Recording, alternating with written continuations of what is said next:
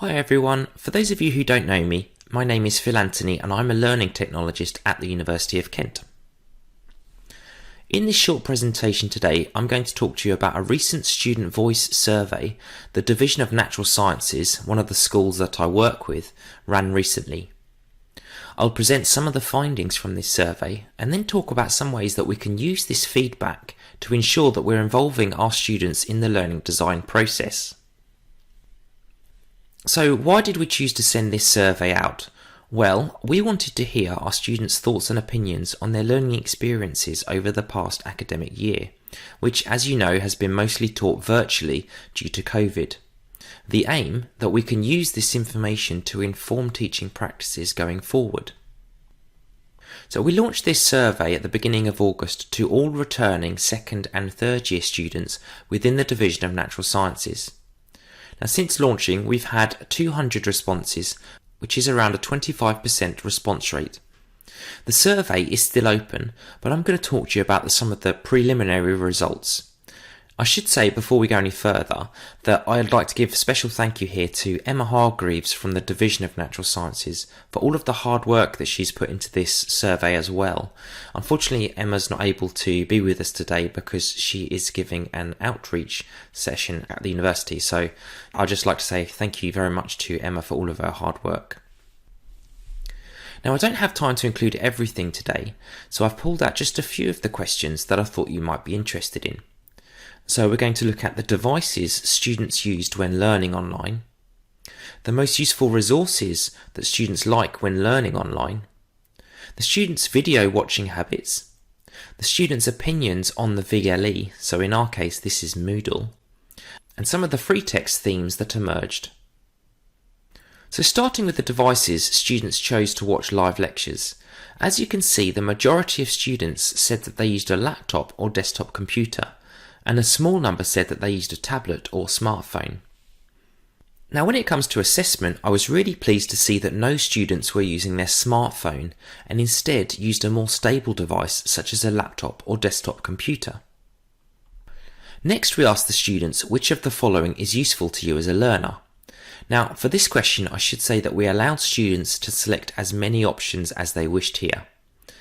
Now, I don't think it's a huge surprise that students felt that practice questions came out on top here, with 80% of students saying that they would like more practice questions. As you can see, interactive polls and quizzes also ranked highly, which I think shows that students, they really like these active learning opportunities and something we really need to make sure that we continue to do going forward. I did find it quite interesting that only 29% of the students thought that course-related discussion forums were useful. Now, in a few moments, I'm going to talk about some of the optional text response answers that we received, and I'll come back to why that figure of 29% regarding online forums might be so low. Now, I know that captions are very much a contentious issue at the moment. However, all I wanted to point out here is that a large number of students, they do like to use captions, whether this is all the time or just sometimes. Now, as I've said before, I know that editing machine-generated captions can be sometimes very time-consuming. And I'm not suggesting that you spend hours editing all of your recordings, but I think if at the very least we could just have a quick look to make sure there were no major errors that could potentially confuse the students, I think that's a step in the right direction. Now, at Kent, we've spent a bit of time doing some testing around this, and we found that there are ways in which you can reduce the number of errors with machine-generated captions. And that can include using a plug-in microphone if you have one. But if not, just try placing yourself a bit closer to the computer microphone and try speaking clearly and sometimes maybe speaking a bit slower. I think when we're talking about something that we're very passionate about and that we're really interested in, the tendency can be to speak up because you're very enthusiastic. Well, not speak up, speak faster, sorry. But I think if we can just remember that and maybe just try and slow ourselves down a little bit, I think you'll find that you might see a little bit of improvement in the errors with your machine-generated captions. Another question that we asked the students was how much do you agree that your digital learning environment, so in our case Moodle, is easy to navigate? And while 48% might seem quite high to some people, I have to say I think that this should be much, much higher. I'm going to talk more about this later on some plans that we have to try and improve this experience or navigation experience for the students. So onto the free text response option. I should say that this was an optional text box that the students would be able to let us know anything they liked around how they found their online learning. Now, despite this, we had a really good response rate for this question, and we were also able to clearly see themes arise. Now, one theme that clearly emerged was that the sciences students sampled here, they really want to get back to face-to-face teaching. And this is because they want to really be doing hands-on lab practicals. So I think that makes perfect sense. So returning to my previous slide, I think this makes the virtual lab tools percentage a little bit more clearer as to why that might be so low. It's not necessarily that they didn't like the tools. I think it's more that the students, they really just want to be doing the labs in practical, in person. And I completely understand that. I think we all would rather be doing something hands-on rather than doing it online if there was an option there.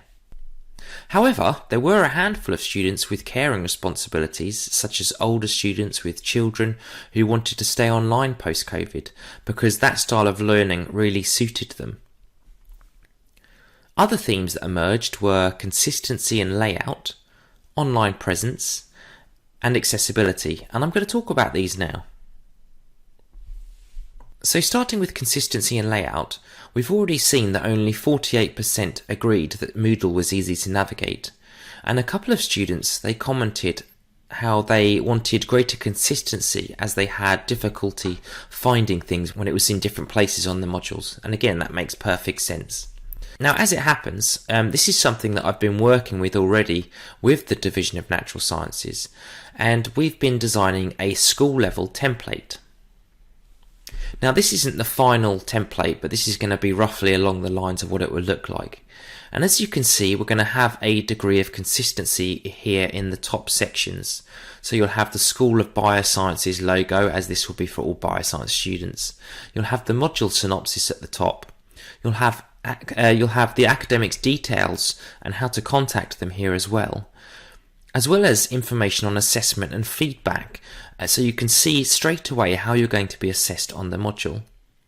But we've also, following some of the feedback within the survey, we've included other things. So for example, students said that they really thought that using journal articles was something that they really liked to use.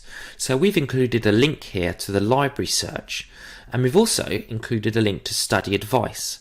So at the University of Kent, we have a department called SLAS, who help students on their study skills. So we've put a link on the template so students can quickly get help if they need to. Now moving on to online presence. Some students in the survey reported that they felt isolated and were not being heard online in discussion forums. Now this can be difficult in discussion forums that pop up outside of the VLE, so in our case Moodle.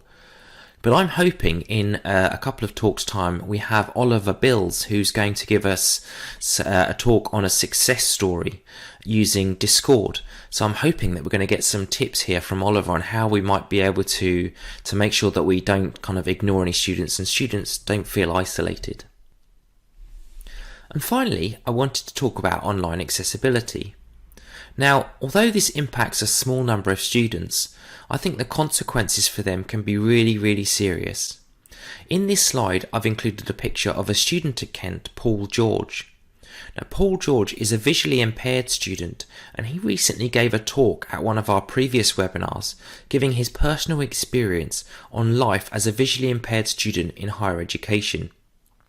Now, if you ever needed a reason as to why it's important to make sure that you are building in accessibility into all of your materials when you're building them online, please watch Paul George's video. This is a link to that video, and Paul gives a really powerful message, and I think something that we should all be aware of.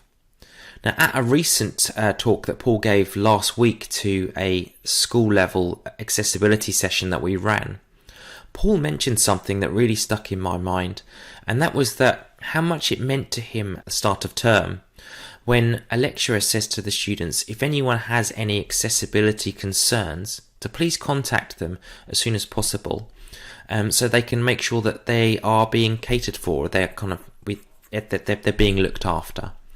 And I think, how easy is it to include that at the start of term? But it obviously has a real impact on the students in your class. So I think that's just something that we all need to remember going forward, that, when we're creating online content, we really need to think, is this accessible? Now we're kind of approaching time now, so I'm going to stop there. And if anyone has any questions, then we can answer those now. So thank you very much.